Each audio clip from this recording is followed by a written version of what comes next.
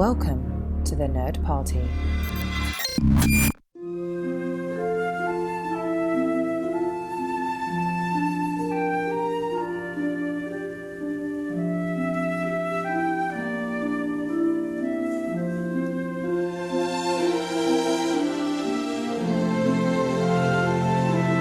Welcome to another episode of Missing Frames. This is the podcast where we watch all the movies we should have seen by this point in our lives. I'm your host, Shawn Eastridge, and I am so happy you're listening because you're beautiful, whoever you are, wherever you may be. We're just here hanging out on the Nerd Party Network, which, if you don't know, is just a wonderful group of podcasts. Lovely people doing lovely things. We've got Doctor Who, we've got Star Wars, we've got movies, we've got all kinds of stuff. Craziness. Check it out, nerdparty.com. Lots of cool stuff to listen to. But you're here on Missing Frames, which is, I'm biased, I think the best podcast ever. It's the reason podcasts were invented. And I'm so excited today to have Jim Vorel returning to the show after his classic Suspiria first appearance. Hey there, Shawn. Hello, Jim. Instant classic. It's an instant classic. Even as we were recording it, people knew. They felt a disturbance go through them, and they knew it was coming. And we have Scott Russell joining us for the first time ever. Thanks for having me, Shawn. I am very thankful to you for being here, letting me have you. You called and me I want Paste that to be. You called me Paste Magazine's Jim Vorel, but you didn't call him Paste Magazine's Scott Russell. We'll back up. Okay, so Paste Magazine's Scott Russell. Paste has disowned me, apparently. You for shame. But Jim, you're the Paste Magazine's horror expert. I think that's safe to say. I think that's safe to say. Scott, what can we dub you the expert of for Paste Magazine? Kind of Paste's master of none, I would say. Master I'm all of over none? the place. Okay, great. So we'll do that, and we'll just go with it. I'm Paste's master of nothing as well. I'll say nothing instead of none. It's a slight variation. There you go. Dynamic duo. Is there any kind of, do you feel a conflict? Do you feel like I'm infringing upon your title? No, I don't think I have a legal case Okay. against you. So. All right. Well, we can team up and we can be the master of none and the master of nothing. There you go. And people are listening to this and they're like, why? What is happening? What am I listening to? And the truth is, I don't know what you're listening to, but I will tell you this. We are going to be kicking off October halfway through the month by going into some horror movies, some of the best horror movies. And this episode, as you no doubt have already guessed, we're going to be focusing on Poltergeist. Now, is the director, is it Tobe Hooper? Toby. Tobe You Hooper. just say Toby. Yeah. Toby, I'll say Tobe Hooper. I hope he will not take offense to that.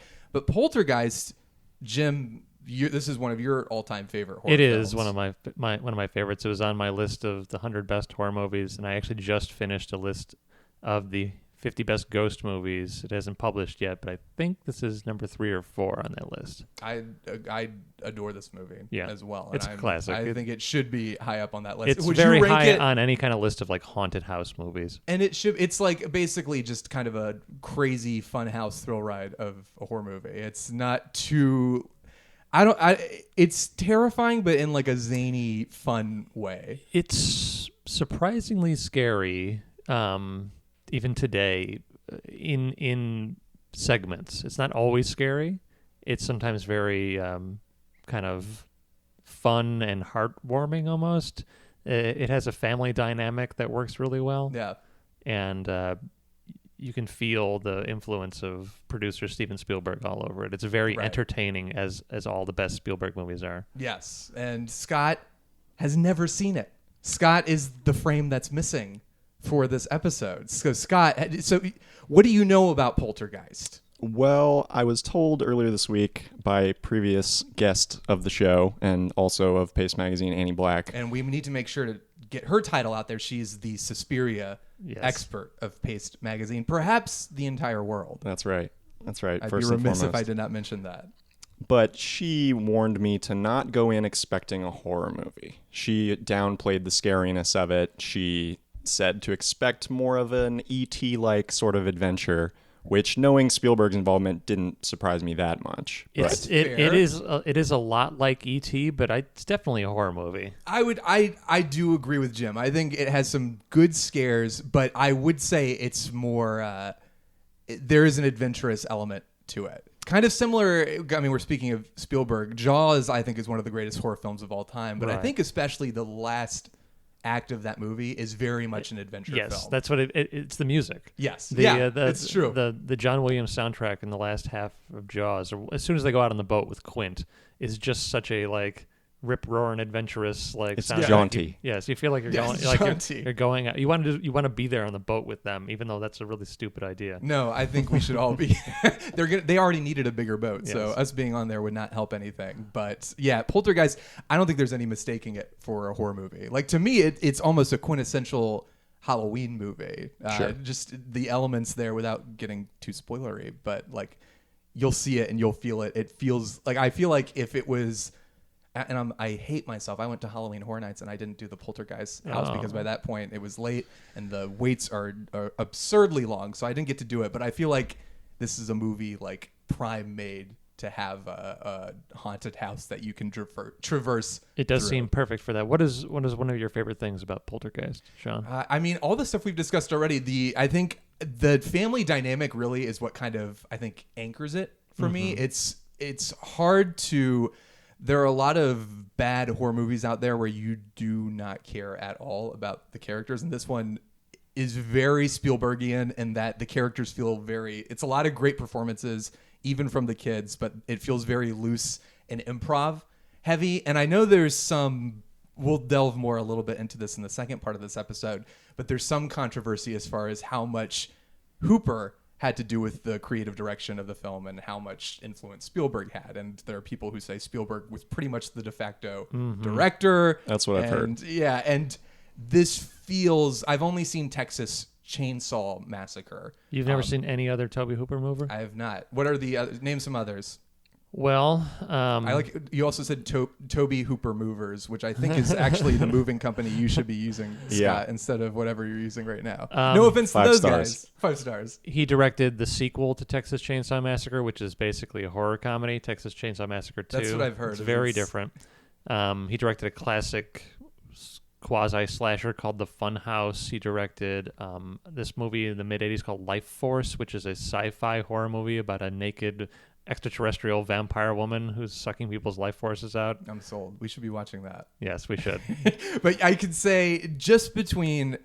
So Texas Chainsaw Massacre was his first movie, right? Or it was his breakthrough. It was definitely his breakthrough sure. movie, and it kind of typecasted him because he didn't necessarily want to direct all horror movies, but that's what he was offered afterward. Right. So movies like Poltergeist, people dispute, obviously, whether it was largely directed by Spielberg, but I think ultimately Tobe Hooper wanted to be a director like Spielberg. He wanted to direct Spielberg-type movies, but people wanted him to direct horror movies. It was just, I think that's 100% accurate. And between the styles of it, Scott, I think you'll probably agree with this at the end that it feels more like a Spielberg movie than a Hooper movie. The thing is that it's the same year as E.T. Yes. And while this movie was going on, Spielberg was making E.T. And so he essentially made them back to back. Yeah.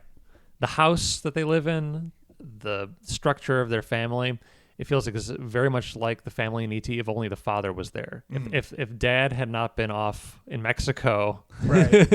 with his bimbo. But he hates Mexico. He hates Mexico. If he had not been in Mexico with his bimbo and had been at home with his family, and if they had... Oh, they do have a little girl, yeah. They do. It's basically the same dynamic. Yes. And it's very the like we're saying, the family dynamic is definitely, there's a strong theme of family and the connection they share throughout this movie. The Poltergeist one is just a little bit more functional. Yeah, it feels very much reflective of the values Spielberg has held dear up to this point in his career. And Poltergeist is very much a dark mirror of E.T. in a way, where E.T. is very whimsical and Poltergeist is very horrifying and they both plague taste. Yes. Let's just go with that. Sure. Yeah. Plague taste. Yeah. They both take place in like the same sort of suburban setting. They could be indistinguishable sort of neighborhoods. Yeah. No, that's 100% accurate. And I think it's hard to... I mean, E.T. is one of my all-time favorite movies. Me too. But Poltergeist, I do kind of hold this almost on the same level just in terms of how much I enjoyed watching it. And the first time I saw it, I think was just completely random. It was just at a friend's house. He was having a party. He's like, let's put on Poltergeist. And I was like, I don't want to watch it. It's scary. And it was scary, but in a delightfully fun way. But do you remember the first time you saw it, Jim? Yes, because it was only a few years ago. Oh, really? Yeah, I didn't see it for a long time. It was one of those movies that was on my list that it was basically a podcast, your podcast type movie for me for a long time.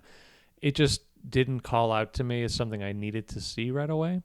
And I saw it probably 3 or 4 years ago for the first time and really enjoyed it immensely, but never watched any of the sequels, which I just did for the first time last week in anticipation of this.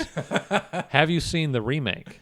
No, I haven't. It's horrible. Yeah, I believed it. It was just one of those things where I was like, I will never see this. I saw it. Even Sam Rockwell couldn't I did bring see me it, in. and I don't remember anything from it. It was one of those movies that I just forgot about after leaving the theater. It's probably for the best. Yeah. When was this made? 2015. Yeah. I saw it here. Recent, yeah. And Sam Rockwell is in this? Sam Rockwell's in it. Who else? He's in it, but you would barely even remember that he was in it. Yeah, I didn't remember that he was in it. He's not racist. He doesn't have a southern accent, so it is It's not one that he's going to put on his Oscar montage. Yes.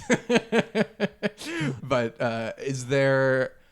You haven't seen it. Is it a situation similar to Jim where it was just like, this hasn't been a priority for me? Or do you have an aversion to Poltergeist that we need to get out on the table right now? No aversion. It's like no collusion. No aversion. I just missed a lot of those more adult kind of 80s movies. You know, I'm a 90s kid, and I saw, say, Indiana Jones and the Temple of Doom as a kid and wasn't quite ready for it. Like Kali Ma was too much. So I think I kind of just left off on that whole decade and then just came back around, and I'm working my way through slowly but surely. I know of it as an iconic movie.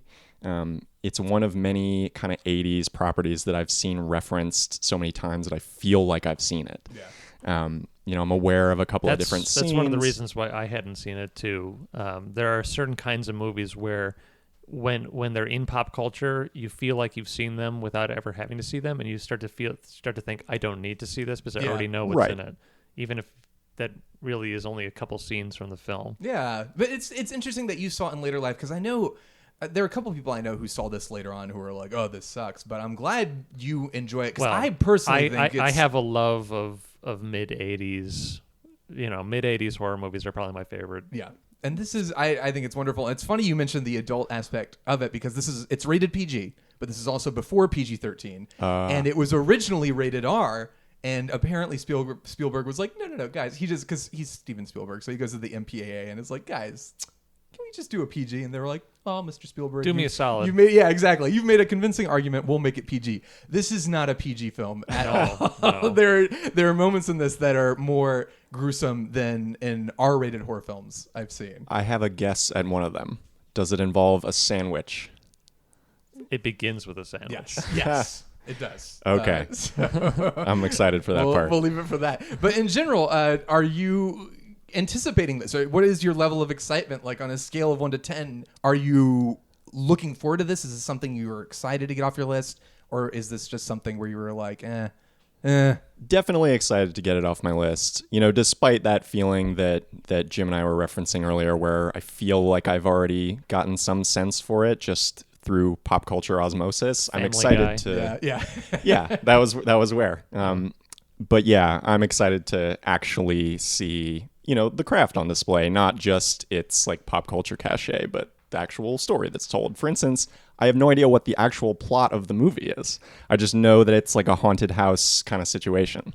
Beyond that, no specifics. Get ready for people going, Carol Ann! Carol Ann! Talk to mommy. It's going to be great. I'm excited for you. They're Here is this movie, right? Yes, They're Here. Okay. And in the sequel, she says, they're back. Of course. There's a teaser for you, so that's something to look forward to. Great. When I will never watch that sequel. But we'll hear all about it in the second half. I'm excited for you to watch this. Let's get to it. Let's go.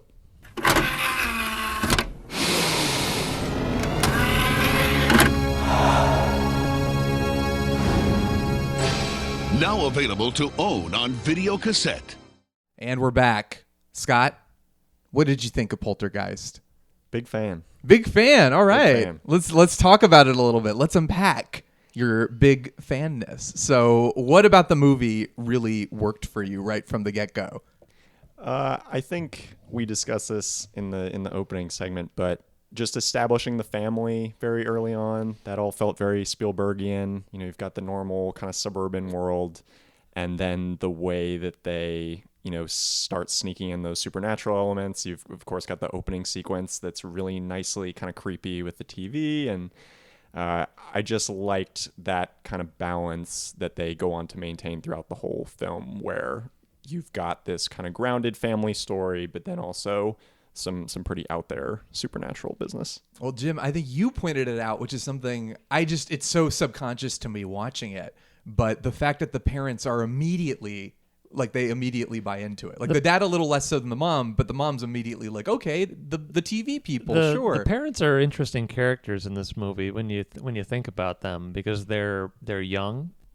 They say that she's 31, and their daughter is like a teenager already, right? Yeah. I didn't realize they were 31 and 32. He definitely knocked up his wife in high school. Right. Like, mathematically, that's the only way it makes sense. Like they're young, kind of immature a little bit. Yeah, they're parents. smoking pot. They're hip, you know, like it's funny. They reading books about Reagan in bed. Yeah, they're weirdly like they don't act like you expect authority figures to act in this kind of movie, because usually in this type of film you expect the parents to resist the idea of a haunting or something like that, be very skeptical, to blame everything on the kids. It's always blamed on the kids. Like, right. They think that they're moving stuff around and smoking the reefer. Usually it's the parents accusing the kids of being drug addicts. The parents aren't the ones who are the drug addicts in the movie. The kids are always causing the problems. But and I mean, to be fair, there's never a question of fantastical things are happening. Like when the mom looks away from the chairs and suddenly they're all stacked, there is no explanation other than, okay, something supernatural has to be happening. Mm-hmm. So to be fair, you can totally buy into it that way, but they're immediately, it feels like... There's also no period of like her trying to prove it to everybody else and then not believing her. Yeah. Because it's immediately replicatable. Yes, they are immediately, almost not even maybe... I can't say for sure, but it feels like maybe 15 minutes later, the tree is attacking the boy. So there's a slow buildup, like you're saying, Scott. Like they do a great job kind of getting you, as all great horror movies do, they kind of set the stage very slowly, kind of build everything up as like, it's about as normal can be. And then they kind of dive into it. But Poltergeist feels like there's not really a transition as much as an immediate switch into, all right, and now monsters are attacking. There's no question about it. But there's a tree reaching in to the boy's window and eating him. I see a lot of parallels to Jaws. Like you have the opening sequence where it's established very quickly there's a tension here, there's something lurking in the world of this movie. And then you slowly but surely see more and more of that kind of presence. And then by the end, you know, like in Jaws, we talked about when they go off on the boat, in this movie, it's essentially once the spirit world is fully opened up and, you know, that whole sequence begins, it's really, just a lot of similarities between those two. Yeah, it feels like I said, it feels like a Funhouse movie. There are flashing lights. There are weird, spooky things happening. The funny thing is that Tobe Hooper directed a movie I just mentioned earlier called The Funhouse, which is literally about a group of teens who they go to a carnival and they break into like the fun house and they get off of like the little like track that they're supposed to be on. Like it's like a dark ride, and they decide to stay in the fun house overnight so that they can, and it's a great idea and they're all happy at the end. And then bad stuff starts happening. And how would you say it holds up in terms of, is Poltergeist more of a Funhouse movie or is Funhouse more of a Funhouse movie? Well, it's hard to be more of a Funhouse movie than Funhouse. But there's so much about this where there's some unsettling and creepy stuff in the movie, and a lot of it comes from Zelda. I can't remember the character's name. Zelda Rubinstein. Yeah, Zelda Her name Rubinstein. is Tangina. Yeah, Tangina Burroughs. Gina.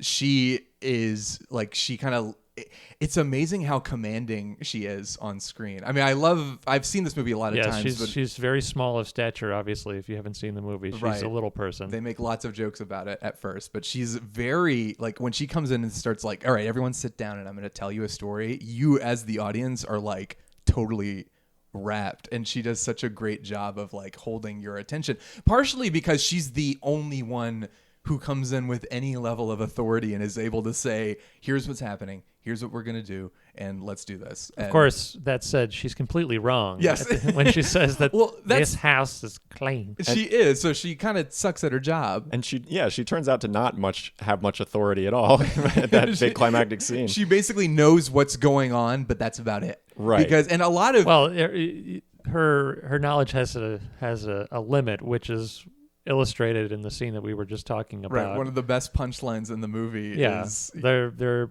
getting ready to go into the spirit world to go get Carol Ann back, and tying a rope onto Zelda Rubinstein, and the mom says that she should go, and Zelda says, "You've never done this before," and mom says, "Neither have you," and then there's a pause, and Zelda says, "You're right, you go." It reminds me a lot of the Raiders of the Lost Ark scene where he just shoots the swordsman. It reminds me of in Raiders when they open up the chamber and he sees all the snakes down there. Right. And Sala's like, "Asps, very dangerous. You go go first." It's a very similar vibe, but it's such a great... This movie has so much great humor peppered throughout, which is why it feels a little more... I like I said, I still classify it as a horror movie, but why it feels a little bit more like zany and more maybe overtly entertaining than a lot of like truly terrifying horror movies. Yeah, I mean, it plays that way in 2018. Yeah. And especially because something I was reading, no one actually dies in the movie. I guess not, except for all the corpses. All the corpses, but they're already dead, so nobody in the movie actually dies on screen. So it's like you get to the end of it, and it's like everything kind of works out okay. Everyone is, not necessarily unscathed, but... The closest it comes to that is the fake out with the one paranormal investigator who starts peeling his face apart. Let's talk about that. Let's talk about this movie is rated PG, and somehow they got away with that scene being in the movie. Now, if you were Steven Spielberg, how would you pitch to the MPAA that scene should not be cut and it could still maintain its PG rating? I mean, I think we figured it out while watching that his rationale must have been, his case was, but it's just a hallucination. Yes. This doesn't actually happen. It's just a dream. If it doesn't really happen, it's okay. The kids they'll be fine.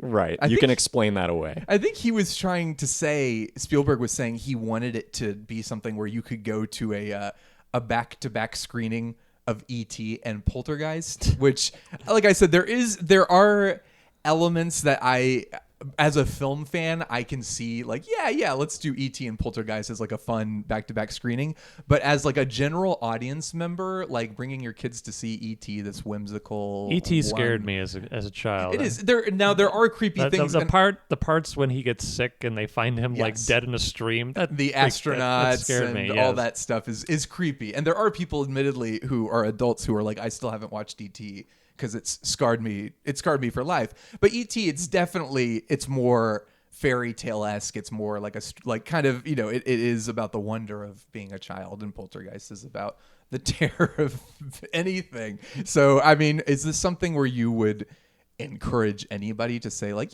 a good double screening is E.T. and Poltergeist? Honestly, I think it's really close. I think if you cut the face peeling scene, it's easily like a pretty family friendly kind of spooky movie.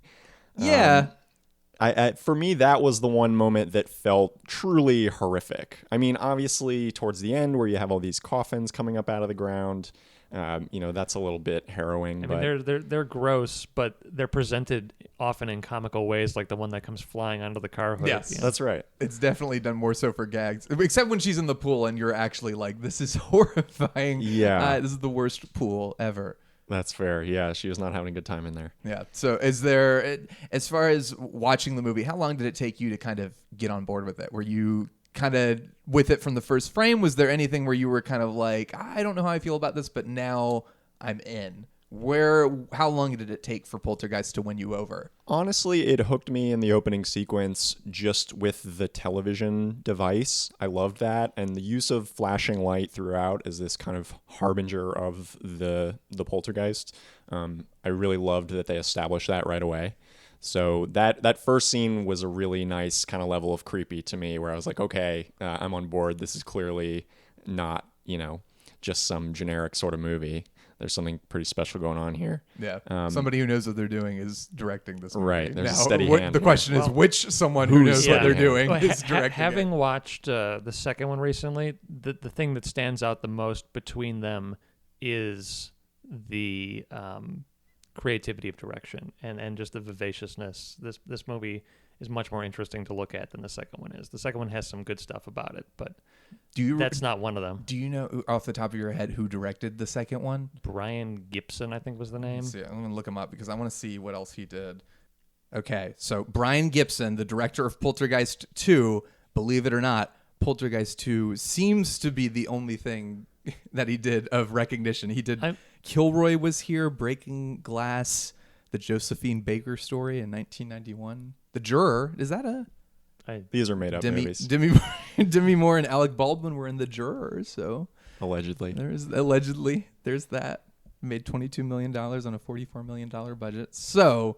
I think it's safe to say Poltergeist 2 is probably it's not like it's not like it's badly directed, but you can tell the difference watching these two films back to back. That's the thing that stands out the most. Yeah. Is that you're missing that playfulness that both Hooper and Spielberg are capable of. So Poltergeist 2 is called Poltergeist 2: The Other Side.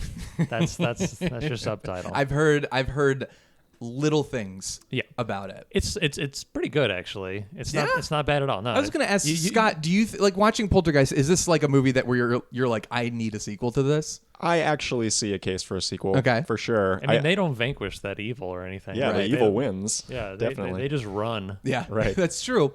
There is room for a sequel. And the second one basically builds on everything that happened here directly. So you got all your cast members are back.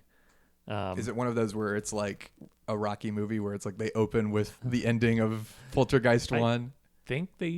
I don't remember. They definitely have him on the phone. I was saying he's arguing with the insurance company about their disappearing house because they don't want to pay them back for it because they're claiming that it could still be intact wherever it is. But it dives deep into why this happened to them and establishes new mythology, builds on the last movie. So basically, I'll just lay it out for you. In addition to their fact that their house is built on a former graveyard, like if you go deeper, there's like a cavern or something, and down in that cavern in like pioneer days, there was the last like the horrible end to a cult that happened down there. Of course. And the leader of this cult was like a Christian doomsday cult. Okay. And the leader of this thing believed that the end times were there, and he gathered all of his flock into this cave. And then when it didn't happen, he refused to let any of them leave, and they all wasted away and died down there. Now I'm kind of hoping Poltergeist 2 opens with like a really schlocky flashback sequence of like, yes, we will all be together. There is stuff like that. Okay. Yeah, there is stuff like that. And more schlock. He is creepy as hell. The guy who plays him, basically, he is the beast that they're referencing. Gotcha. All of the other souls down there are like afraid of him, and that's why he has control over them. And he still wants Carol Ann because they did not actually defeat him. So they're basically making a lot of the stuff that was more ephemeral. Yeah, ephemeral and more open to interpretation, more concrete. Yes. I hate that so much. I hate when movies do that. That's why I like with certain movies, sequels, I'm like, I didn't need to know more about this. I don't need to know how Hannibal became cannibal, like things like Hannibal that. Rising. But overall, you think Poltergeist 2, what else? So from that point on, they're in a new house? Does the monsters come to them they're in a this different time? house, Okay. and the evil follows them there. He, in the form of a preacher, like he was in life, is like keeps appearing to the family, and some people can see him and some people can't see him, and he is horrifying to look upon because the actor who plays him was dying of stomach cancer, I think Oh, it was at the geez. time. Oh, So he's man. like horribly gaunt. Is this And, Julian like, Beck? Yes, Julian Beck. That was Okay. it. And oh my God, he looks so creepy. Looking and, him like, up now, like audience. there's just like a little bit of skin clinging to his skull. It's no. horrible. Yikes. Let's see if we- Um, oh my God. You're not kidding. yeah. Look at this. Do you Oof. see this? He looks like a Yeah, corpse. look Yeah. up just look up Julian Beck Poltergeist on Google, and you will see Jim is not kidding. But the sequel's also far weirder than this because it The also teeth. wraps up some like Native American mythology into it.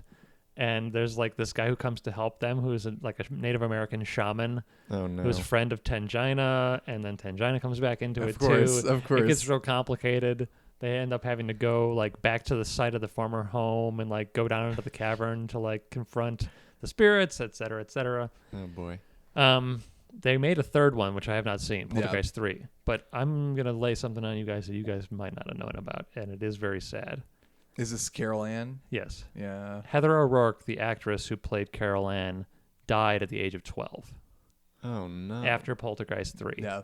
Oh. This movie, the Poltergeist, the actors in it, a lot of the actors have had really tragic fates. I think Craig T. Nelson might be the only one who is kind of like, I'm good. What about the wife? The wife, yeah, I want to look her up because I know there's so much stuff in this where it was like, Because we found that the teenage daughter also died at a young yeah, age. and it was horrible. It was later that year, the year Poltergeist was released, 1982, she was strangled by her boyfriend. Oh my God. And put into a coma that she never recovered from, and she died. Wow. And so it's like between Carol Ann, the older sister, and all that stuff. I don't know. I don't see. Let me look up the wife real quick. But those were the two I knew about. And a lot of the speculation, of course, is people are like, oh, what is the Poltergeist curse? And a lot of the speculation has been because they used real skeletons in the pool, that maybe some sort of curse came about because of it. But the characters involved, yeah. the daughter wasn't even there, or the older daughter. Right. So, okay, so the wife is fine. But I don't remember seeing her in anything. She was in a lot, like she was in Wyatt Earp, Dutch. Kevin Costner's Wyatt Earp. Yeah. Jungle to Jungle, the classic Oh. Tim Allen film. She was in Fever Pitch, the classic Jimmy Fallon film. Most recently, it looks like she was in, she's been in The Good Doctor, which is that show with, what's his name? From Bates Motel. Freddie Highmore. Yeah, that's it. And she's also in Scandal. So she's done, it looks like she's She's done a doing lot okay. more television, but she's okay. But yeah, lots of Poltergeist curse stuff. And Man. I don't know, did you know that Poltergeist 2, Zelda Rubinstein was nominated for Worst Supporting Actress? I saw that, and I think that was just mean. Like, she's not even in the movie very much. And they just gave her... She's barely in it any more than she's in this one. Well, this is 86, so it's about 6 years into, and that sneeze, by the way, that's the ghosts hanging out and listening in on this episode to make sure we're not doing anything offensive. We promise we're not. But this is also 6 years after the Razzies were inducted in were created. The first year of the Razzies, The Shining, Stanley Kubrick was nominated for Worst Director for The Shining, and Shelley Duvall, I think, was either nominated or won for Best or Worst Actress. So just to give you an idea, they were a little not as nice back then. Now all the movies we don't like are getting nominated regularly. Back in the day, the Razzies had a knife. They had a vendetta. Yes, You know. they were upset because they felt like They were snobby. That's They right. had an axe to grind. Speaking of The Shining. Now it's kind of the roles have reversed, and I think the Academy now they is go now they go after stuff that is so pointlessly bad as to not. They go after the softest of soft targets. Yes. now. Like Michael Exactly. Bay, anything. Yeah. anything Michael Bay, Twilight, Batman vs Superman. It's all very like, yes, these are all terrible, and we agree. I feel like they've gone after Star Wars a bit too with the prequels. I think so. They probably have like worst on-screen couple. Yeah, I think Hayden Christensen got some Razzie attention. Did you know that Sandra Bullock is the only person to win Best Actress and Worst Actress at the Razzies in the same year? Yes, Blind Side? The Blind Side and All About Steve. Yes. Right? Why wasn't Sandra Bullock in Poltergeist? Let's talk about that. Why wasn't she in this movie? Okay, so Poltergeist nominated for 3 Oscars. Original score by Jerry Goldsmith, which, by the way, I Great score. forgot Yeah, it's a great score. I forgot how similar it is to the Alien score, which he also did in 1979. Is that why the kid has an Alien poster in his room? It's got to be, because no kid of that age has seen Alien. This is 1982. The kid's maybe 9 years old. Jerry snuck that one in there. Yeah, he's was plugging like, his can other we just get gigs. my poster? Yeah, get a poster for the movie I scored in there. What was funny is, it was nominated for that, for sound effects editing and best visual effects, but they all lost to E.T., which was also released that year, because E.T. just ruled everything. But I think that the story goes that Spielberg was working on E.T. and he had some kind of like no compete. He had some kind of clause that said he couldn't direct another movie while he was working on E.T. And that's right. the main reason why he didn't choose to direct this film. So, but obviously he was there, and obviously his influence is felt. Let's talk about this a little bit. So Scott, we talked about the Spielberg touch. Would you, if we had said this movie is directed by Steven Spielberg and not told you otherwise, which we probably should have done, we should have just tricked you and done a psychological experiment for Missing Frames, but would you have believed, would you have been like, yeah, Spielberg directed that? 200%. Yeah. Yeah, no question. It is. I would never have questioned it. Honestly, I kind of consider it a Spielberg movie. I think a lot of people. There are things in it beyond just feel. Like if you're like a cinema student, which I am not necessarily, but I know some things. Like there are trademark camera shots and stuff in this that Spielberg does all the time. There's something they call the Spielberg face. Yep. And that is a specific look and camera pan, a slow zoom in on a face. Yeah. Of wonderment or awe. Yes, always pushing in on the person's face. You see them in almost every one of his movies, and one of the classic ones is Close Encounters of the Third Kind. Yeah. Did you know, funny, sorry to interrupt, but did you know this was originally Spielberg, the gestation of this idea was he wanted to do kind of a dark sequel to Close Encounters with aliens? And apparently the rumor is that he took it to Tobe, who said, I think it should be more supernatural and more like ghosts or something. So Spielberg's like, yeah, okay, Well, that's funny. It's funny you say that because I felt like I had read somewhere else that E.T. was his way of diverging from what people were doing with aliens in movies, because aliens in film up to the point of E.T. had been portrayed as monsters and killers. Well, it's funny. He was most overtly, because Close Encounters is very like, oh, they came here just to meet us and to engage with us, and then you had Alien come out in '79, which was like polar opposite. And I'm trying to think what other big alien movie, but yeah, E.T. was very much of that vein. Well, E.T. is, if you go back and watch it, if you have actual no knowledge of it, it's hard to distance yourself from it now, knowing it so well.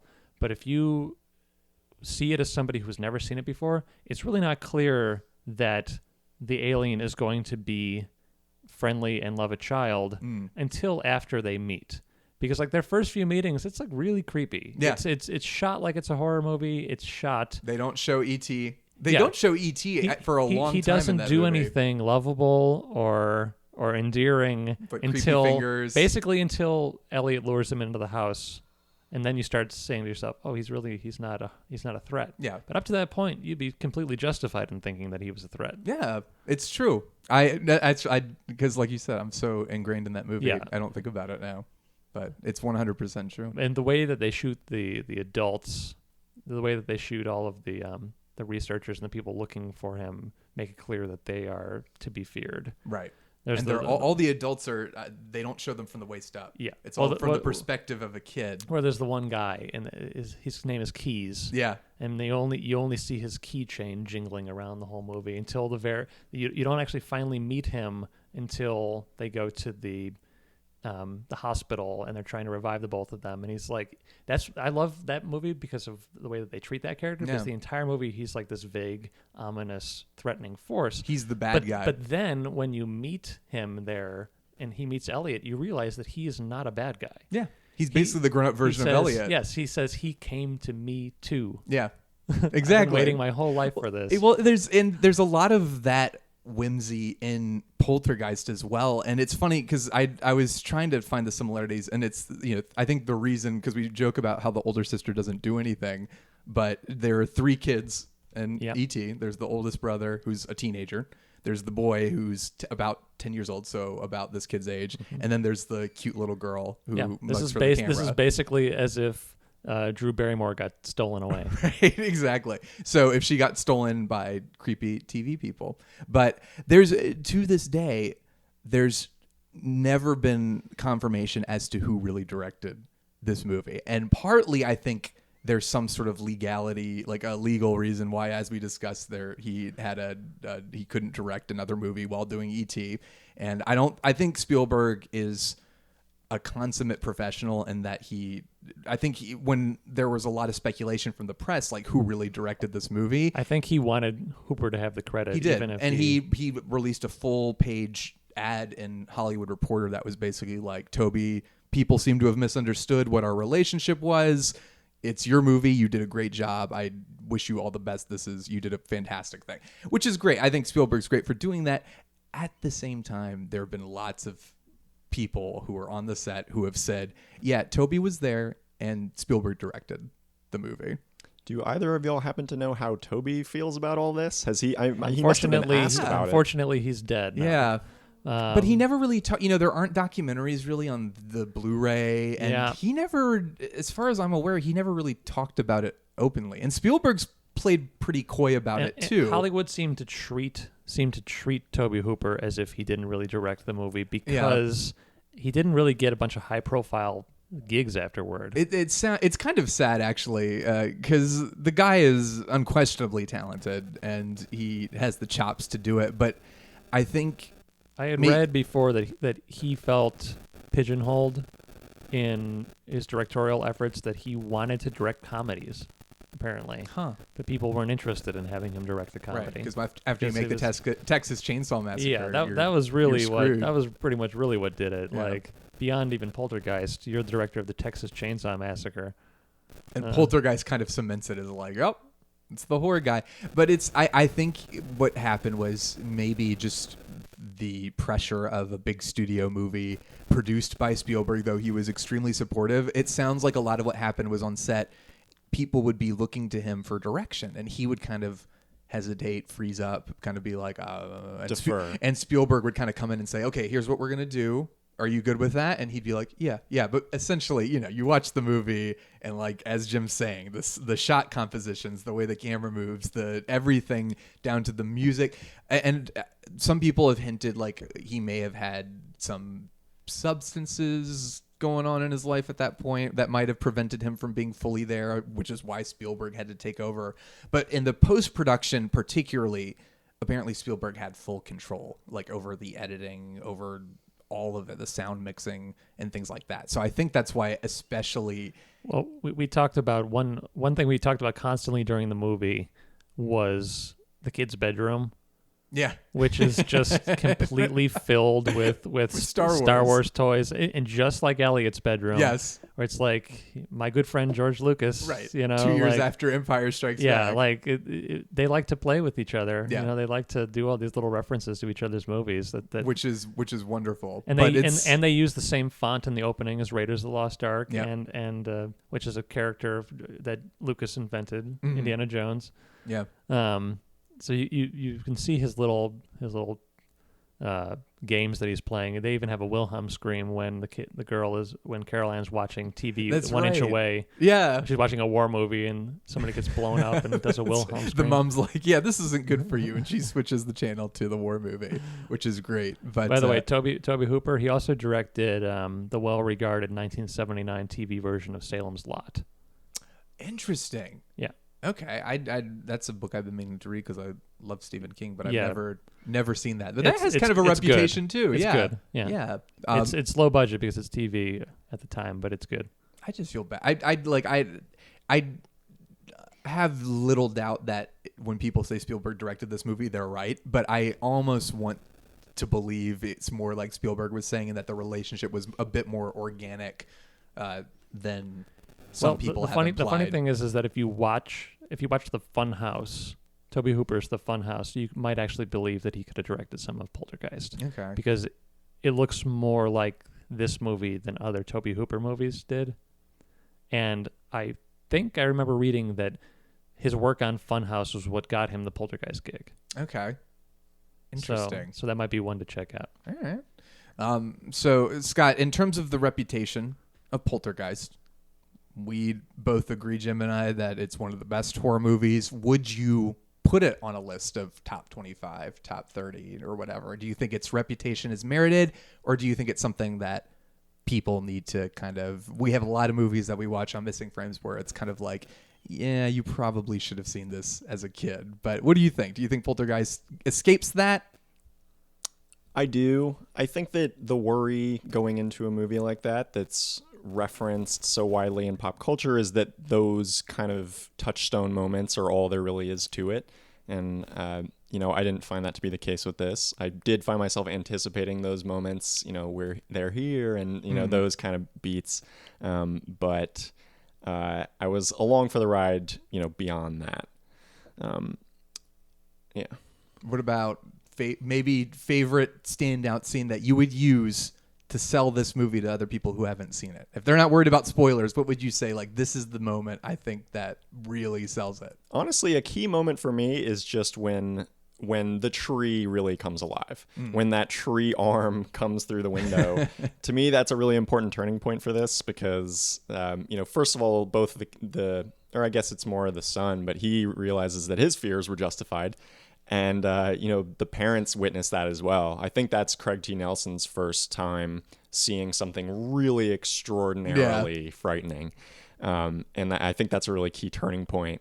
The tree ends up not amounting to all that much, but that moment for me was really, I thought it came at a really good time. I thought this whole movie was kind of paced pretty well as far as raising the stakes and introducing more and more of the supernatural, but that to me was a big moment that really, kicked things up a notch. Nice. And Jim, having seen it a few times, what about you? Like, is there anything watching it through for the umpteenth time that you really were appreciative of? I love the visual gag, and the dialogue leading up to it when they bring the paranormal investigators to their home.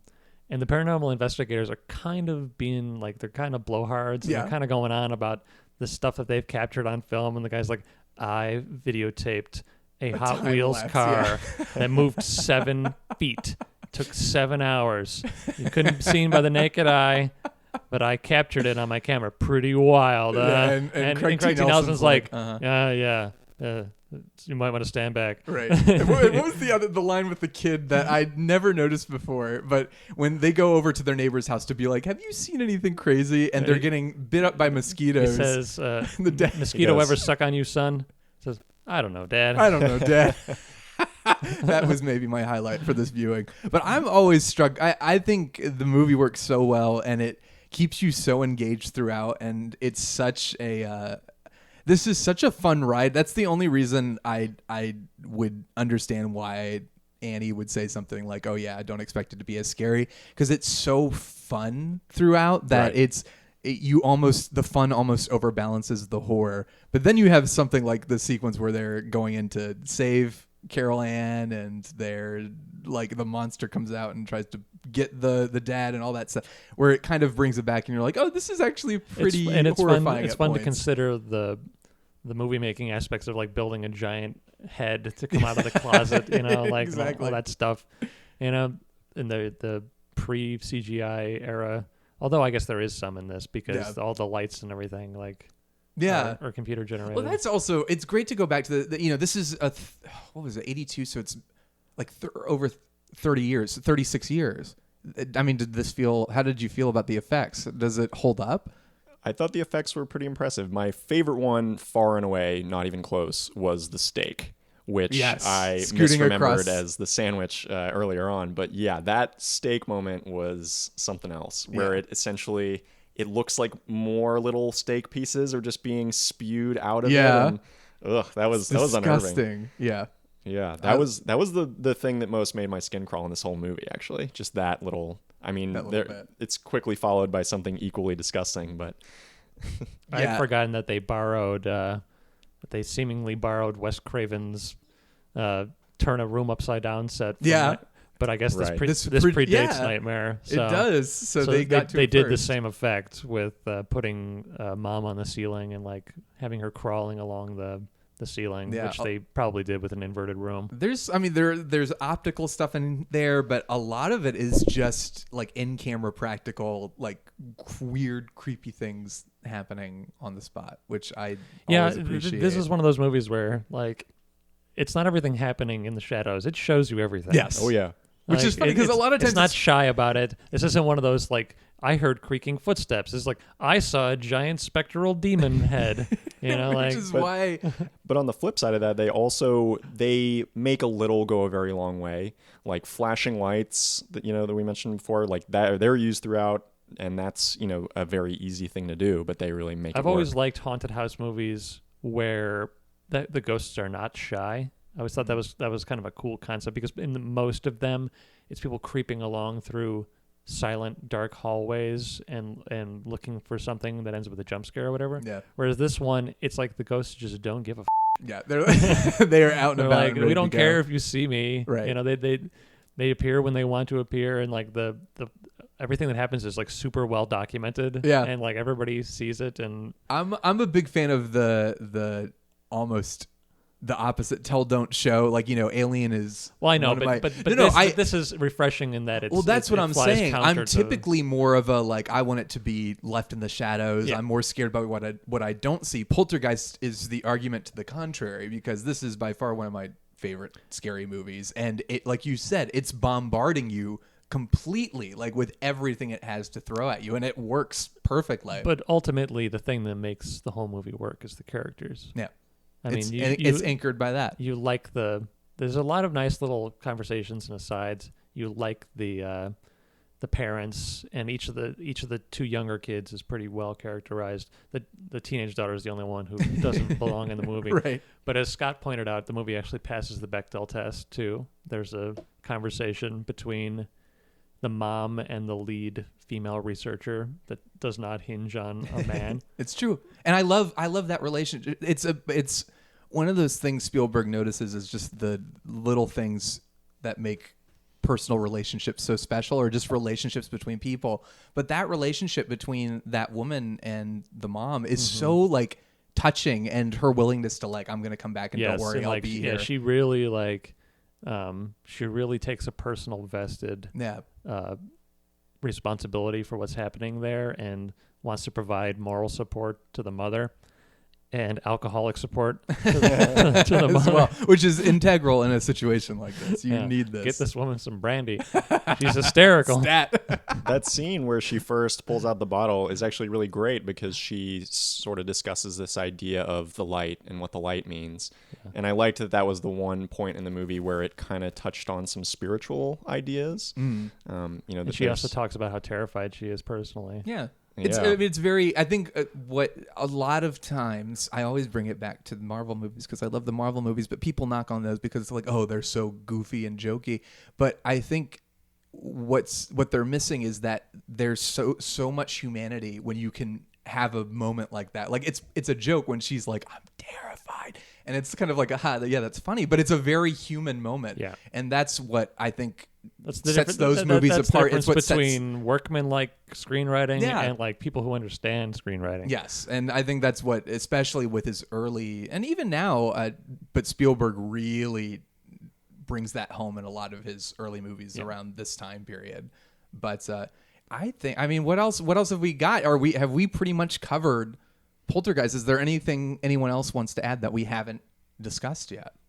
We touched on it briefly before, but I just wanted to highlight for a second the sound of it. We mentioned that the sound mixing got an Oscar nomination, and I think that's extremely well deserved.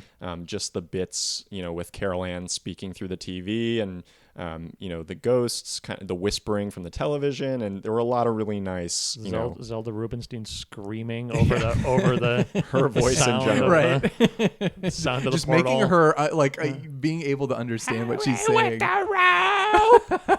And everyone, half the movie they're whispering because they don't want to disturb the ghosts who have taken over the house. Yeah. And just a really kind of rich movie from an audio perspective. Yeah. What about you, Jim? Anything else to add that we haven't brought up? Nothing. Nothing. Not a thing. Nothing at all. But that's that. That's Poltergeist in a nutshell. And I guess what we'll do, final ratings. So we'll say scale of 1 to 5. 5 being the highest and 1 being the lowest, how many, we just want to say peeling faces, how many faces, ripped off faces would you give Poltergeist on a scale of 1 to 5, Scott? I think it's a pretty easy 4 peeled off faces, if not 4.5 peeled off faces. What about you, Jim? I was going to say 4.5. Okay, I'll give it a 5. I adore this movie. Nothing. Even when I rewatch a movie that I love, especially when we're doing it for this show, I tend to nitpick a little bit, but I always fall back on like, well, what was it like the first time I saw it? And to me, that's sometimes the most important. But there's so much about this movie I love so much. But gentlemen, thank you so much for being here. Jim, thank you for coming back. Thank you. I'm glad Suspiria didn't scare you away, that you're still willing to put up with me.